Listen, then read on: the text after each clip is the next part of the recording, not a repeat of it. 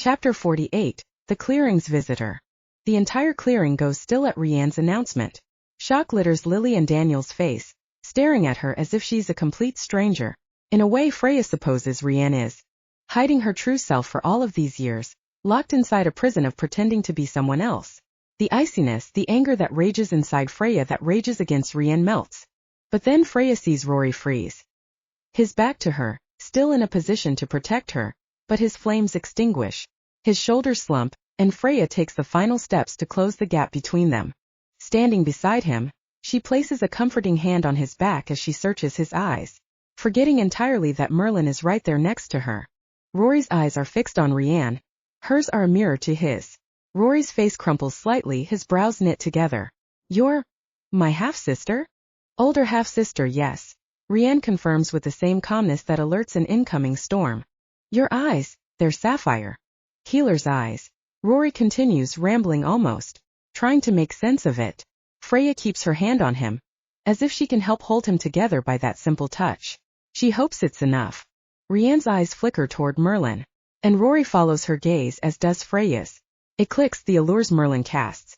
Of course he could cast one on Rianne. Rianne had said the first time she met Freya that she could always see through his allures. Freya assumed it was due to being siblings. Perhaps it was the fact that Rianne's eyes are an allure as well, possibly a power that Merlin granted her. They wait for Merlin to say something, anything. He stares back. A silent plea for understanding stretches across his face. Then he glances at Freya's hand on Rory's back. Noticing their closeness, Freya's breath catches, but her stance remains firm. Unbearable moments of silence, and then, "I didn't find out that Aaron was her father until our mother passed." "You've kept it from me all these years?" Rory asks quietly. This hurt him in a different way than when Merlin led Freya to Aaron. That angered him, made him protective. But keeping this from him, keeping his sister from him, this pains him. "I couldn't tell you Merlin trails off at a loss for words. That helpless look for Rory to understand, to see through the lies, the deception, to forgive him. Rianne cuts in. "I forbade him from telling anyone. My mother cast a spell on me the moment I was born with garnet eyes. Realizing whose child I belonged to. She knew the danger of having an illegitimate child in our family, especially one that belonged to the king of our court. Back then fairies weren't forgiving. Neither was Aaron, considering his true firstborn was out of wedlock, and a girl." Rianne's nostrils flared when she said his name. She continues, "My mother locked away my powers inside of me, and tainted my eyes sapphire like hers so that my powers wouldn't be visible. She made sure to copy her own color, healer's eyes. Not amethyst, so that when my powers never came in, it wouldn't be as noticeable." She smiles wryly.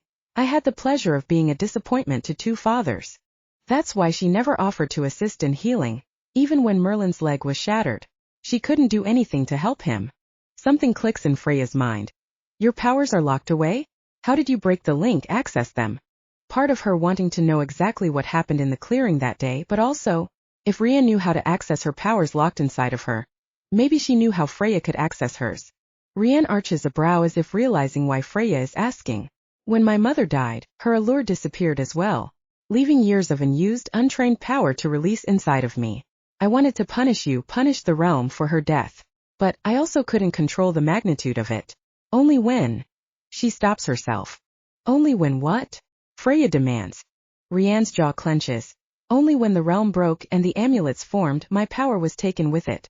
Trapped inside along with the realm's power. The only sign of them remaining was the color of my eyes." Those eyes roam over Freya, looking her up and down, then rest on where the emerald amulet lay beneath her shirt, close to her heart, as if she can sense the location of it. "I'm assuming that's what happened to yours as well," Rianne notes. Freya's heart thunders, sensing the power of the amulet, as if in confirmation of Rianne's claim. Rory asks the question that's on her mind. "But some of her powers remained. How?" Rianne's face twists into a mixture of disgust and respect. The realm has always taken a liking to Freya. Perhaps it allowed her to keep some. "I was never granted such luck." The realm, the amulets.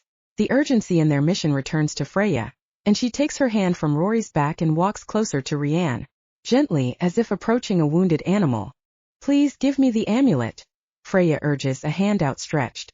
A flicker of possibility flashes on Rianne's face, considering it.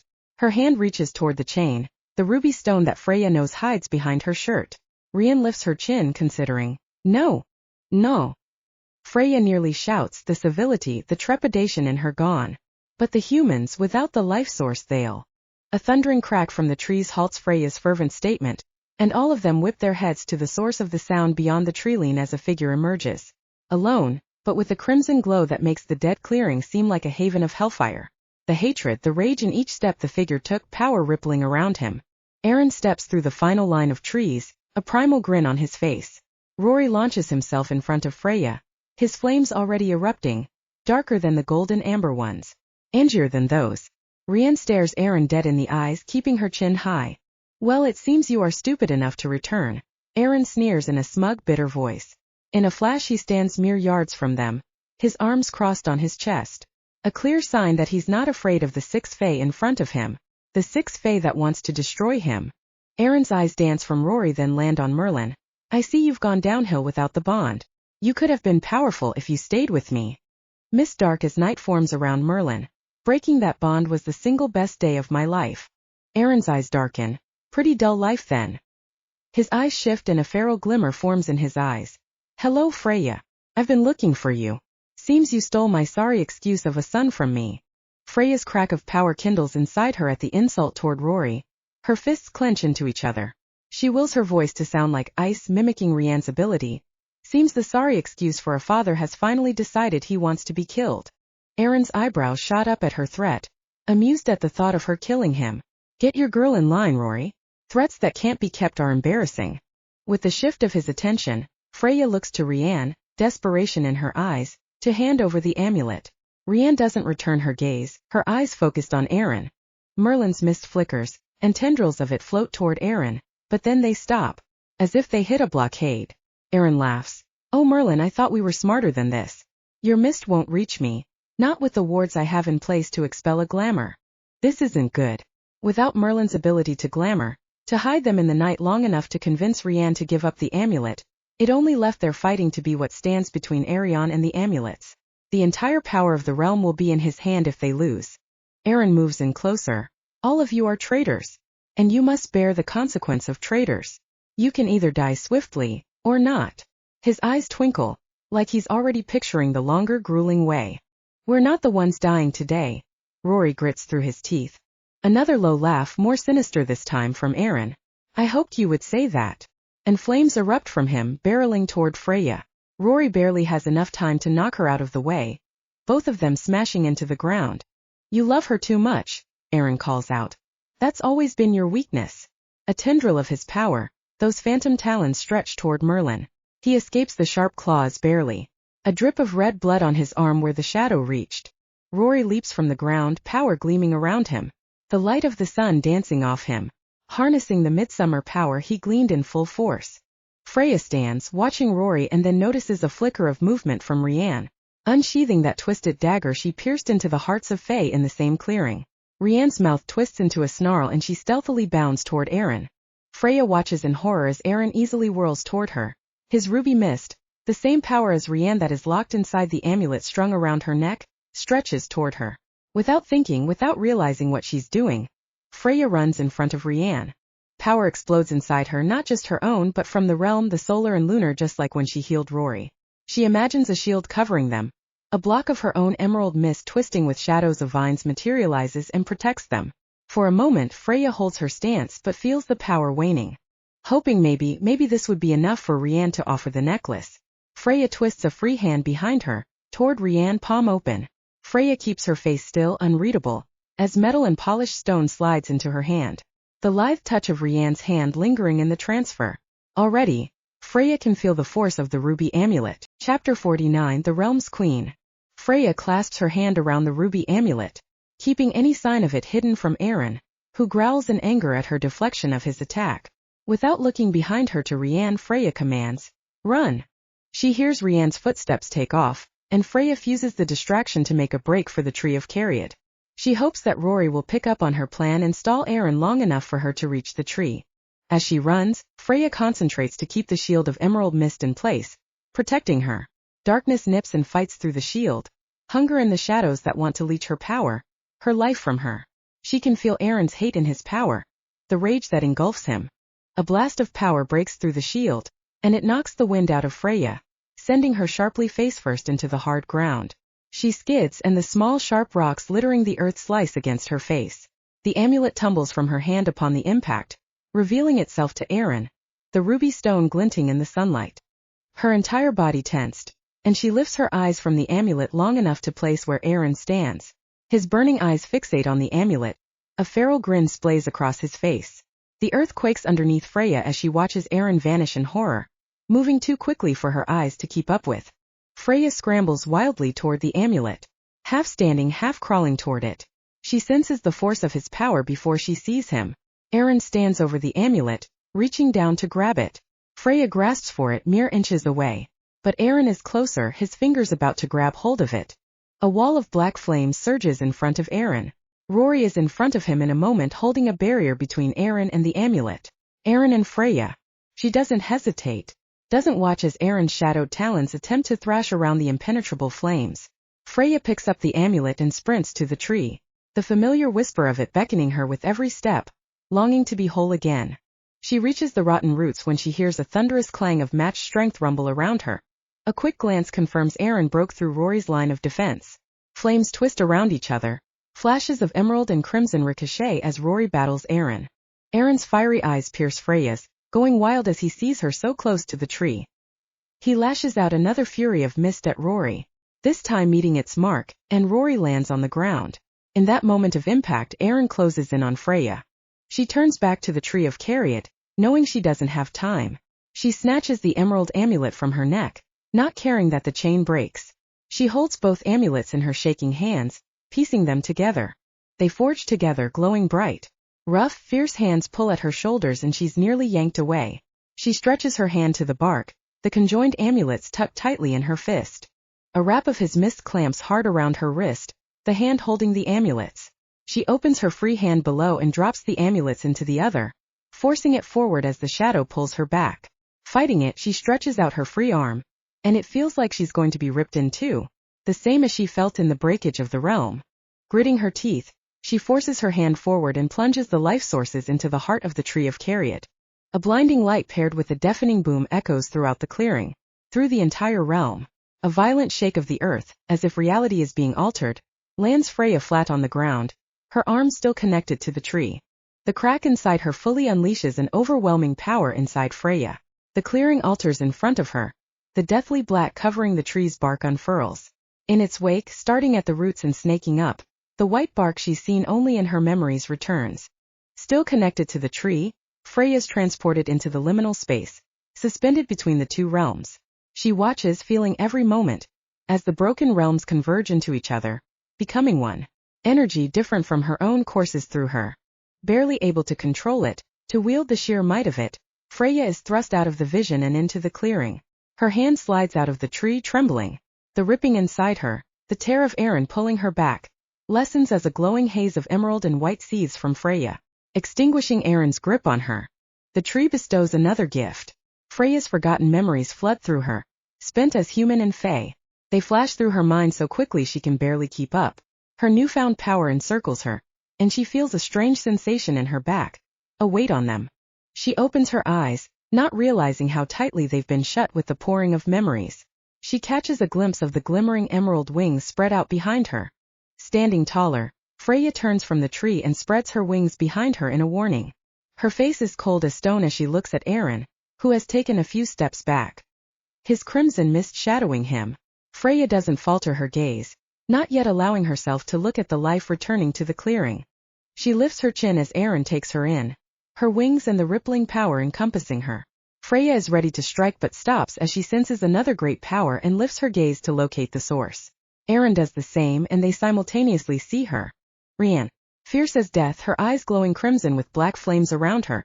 A red glow casting off her as she stalks toward Aaron, vanishing in one step, and the other appearing directly in front of him. Rian smiles cruelly, tilting her head. She looks otherworldly as she raises that twisted dagger. Aaron stumbles in shock, seeing that her power is so similar to his own. Hello, father.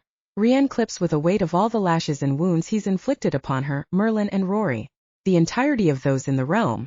Quickly, Aaron raises a hand to strike, but Rian catches it.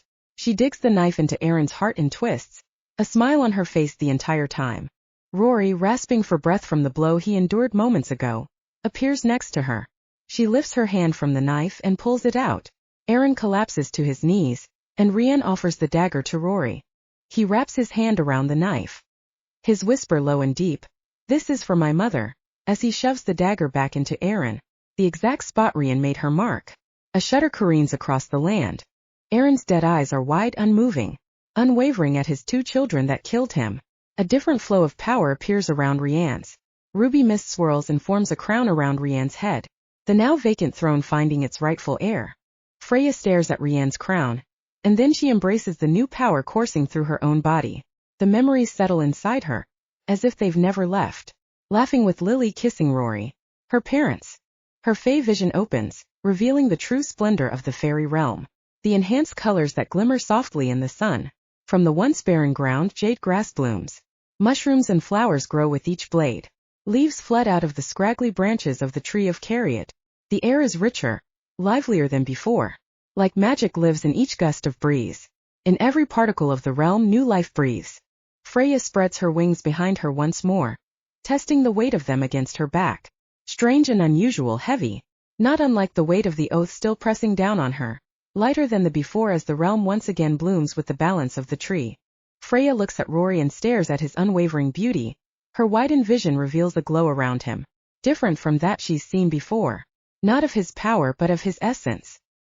He makes eye contact with her, and she watches his expression as he takes her in, her full face self. Freya sees him stare first at her ears, and she lifts a hand to them. She starts as she feels the pointed ends of them. She shifts her eyes from Rory's intense gaze the same time as he does, turning their focus upon their new crowned queen. The hazy crown swirls on her head, Rian's chin held high. The body of her absent father, of Rory's abusive one, lay at her feet. The twisted dagger still in it, the handle glinting in the rejuvenated sunlight. Freya takes a step toward Rian. Her eyes resemble gleaming rubies, the same shade of the amulet, pierce into Freya. A tentativeness in Rian's eyes makes Freya say, "Thank you. For the amulet, for deciding to trust her." Rian's mouth tightens. "It shouldn't have taken me so long. I shouldn't have taken my grief out on you, Freya." She straightens her shoulders. Sincerity and remorse ringing through Rian's expression. Her voice. Enough to make the words stick in Freya's throat. She manages to say, "What's done is done." And in her heart, Freya knows she'll forgive Rian. Maybe not that day, not that moment. But she knows her actions were out of fear.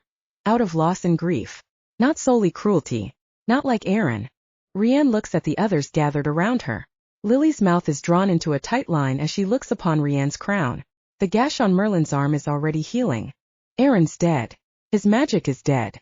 He won't hurt anyone ever again. Freya reminds herself. He won't be able to hurt Rory again.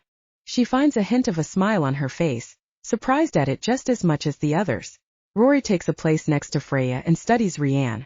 Freya wonders if he's angry that after his entire life of believing, he would be next in line to be king, but isn't. He opens his mouth but Rian lifts a slender finger, stopping him. "I know what all of you must think of me, but I am not Aaron. And I never will be." Rory's expression hardens. "How can we trust you to not break the realms again? To not hurt Freya? You know as well as I what Aaron would have done to the human realm if he had access to it," Rian states calmly, but there's a slight tremble to her voice that Freya notes. "I blame the humans for my mother's death, but those who killed her died long ago. And our kind has been hurting without the balance of the tree." It seems difficult for her to admit the words. The harm she's caused. She looks to all of them now. "I swear to all of you that I will rule fairly and without cruelty." "The realm chose you," Merlin breathes, his eyes on his sister's crown, pride glittering in his eyes before they darken. Merlin forms his words carefully.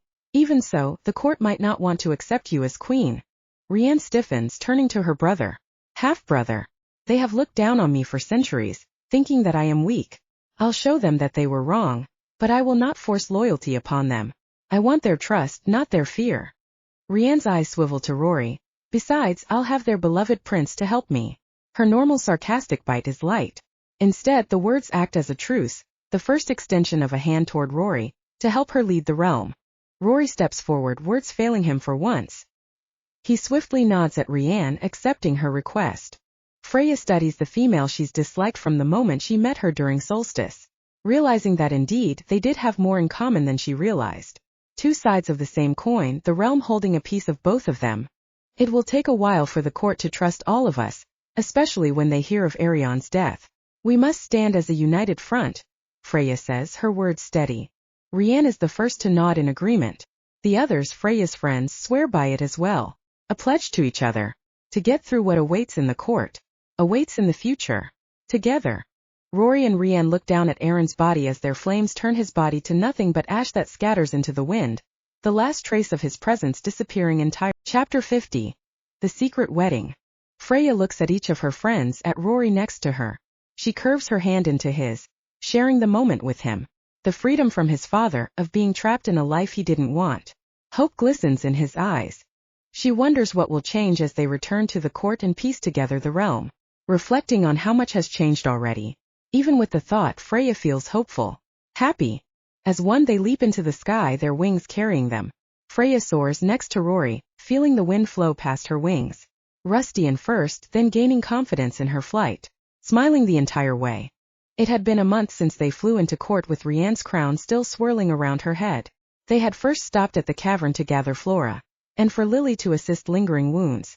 She healed Merlin and Freya tended to Rory. Sore from the blast Aaron threw at him, but nothing compared to what he'd endured in the past. The night they arrived at the castle, they were instantly met with a frenzy of villagers and court members. They had felt the change in power.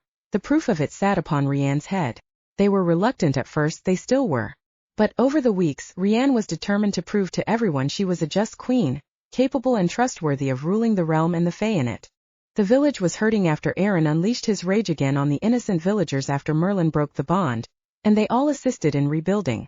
Lily and Freya went door to door the night they returned, not resting until everyone was healed. Freya knew the healing of the internal wounds would take longer, but it was a start. On the way back to the castle from the outskirts of the village, Lily and Freya strolled through the castle garden, basked in moonlight, brighter than the nights Freya had spent there before. Lily hesitantly inquired, "I noticed you and Rory." Her voice held no judgment in it. "Did something happen between you two?" Freya couldn't help the smile that came to her lips as she told Lily everything. Or nearly everything, sparing the specifics of their shared night together. Freya told of how she almost laughed out loud when she finally accepted her feelings, which made Lily snort in response. Lily was excited for her as Freya expected, but her doe-like eyes faltered in the joy for her friend. "What about Merlin? Have you told him?" The look on Freya's face had clearly stated a firm no, and Lily helped her think of ways to explain to soften the blow. The next day Freya had sought him out. She turned down a corridor hallway, mentally preparing herself for when she would see him, almost not noticing him, standing at the end of the hallway. His eyes were already wary as he looked at her. She paused, staring back at him. For a moment her feet didn't budge. Freya reminded herself that she needed to do this and swiftly stepped into motion. Halting in front of him, she opened her mouth and tried to force the words out. Tried. She had practiced them all morning, pacing in her room, preparing herself for every outcome.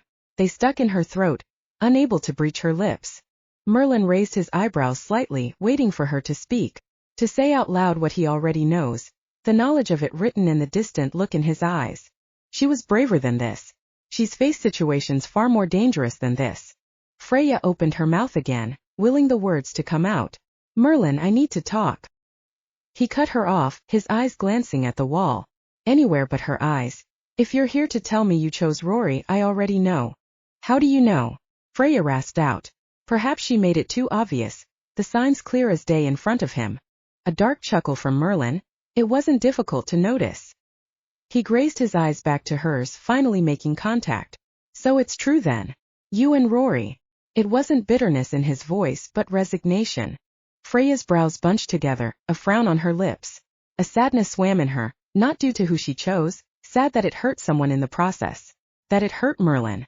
"Yes, it's true. I didn't know my feelings. I didn't fully realize until the in-between."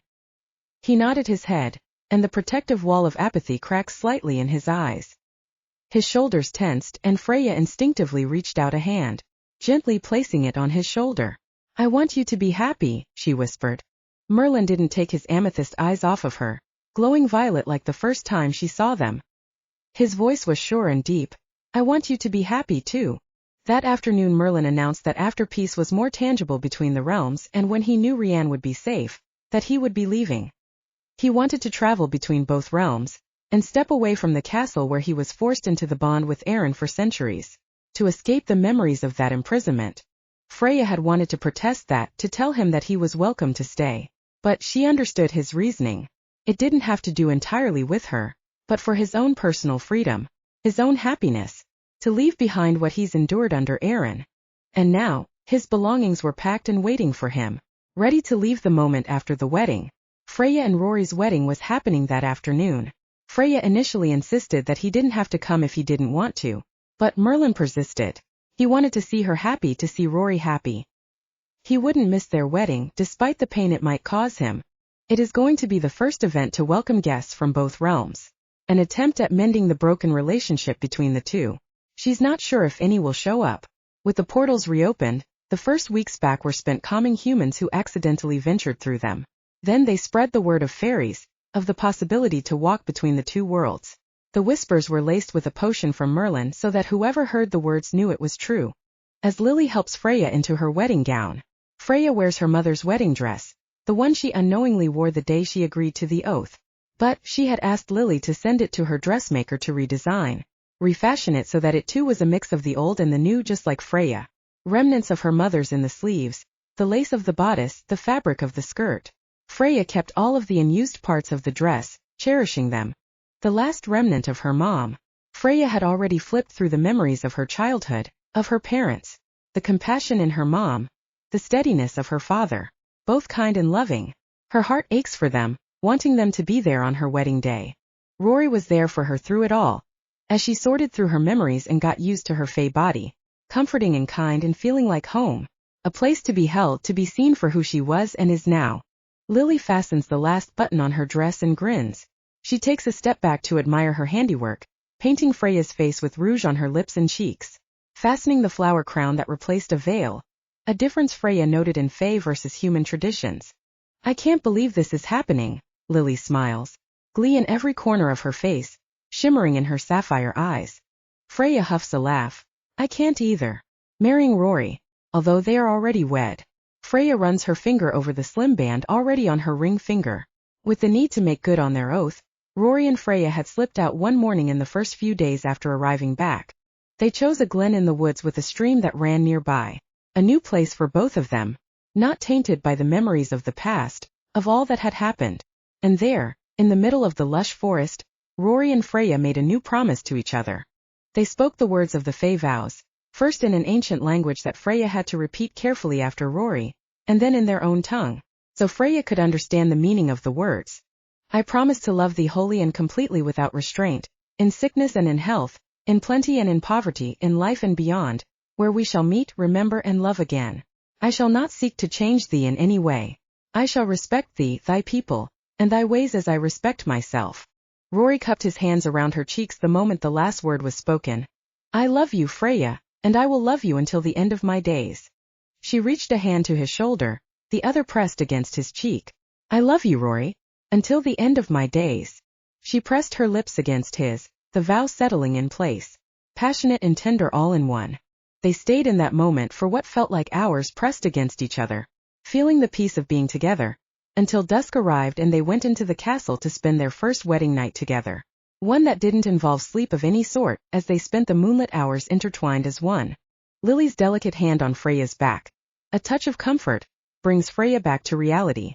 Freya beams at her friend, wrapping her in her arms. Thank you, Lily, for everything. There is nothing to thank, Freya. I should be thanking you, Lily murmurs, holding Freya tight in the embrace, only pulling apart when the chatter of guests from the gardens below wafted through the open window. They walk side by side through the castle, and out to the gardens. Lily gives her one last smile, one last squeeze of her hand, before joining Daniel at the front of the throngs of fairies. And to her surprise and joy, Freya notices a few humans in the mix. Not many, but a start. Freya walks behind the crowd, centering herself to where the pathway to Rory is. Naturally, without missing a beat, the fairies and humans alike part down the middle. Freya doesn't look anywhere else other than Rory as she walks down the aisle, with her held head high. She stands underneath the marvelous wreath of ivy and white jasmine flowers, turning toward Rory. His emerald eyes dance in delight at her, at the dress that cascades elegantly down her body. He takes both of his hands in his, and they repeat the same vows they spoke privately weeks before, only now, in front of their friends, their court, their queen. Their kiss is met with bated breath from the watching eyes, and as they turn to stand before them as music flows through the gardens, the true sign of a Fae wedding of celebration begins. Freya smiles wide. Rory's arm slings easily around her, and she reaches on her tiptoes for one more kiss, knowing that even with eternity together, she'll never tire of his touch.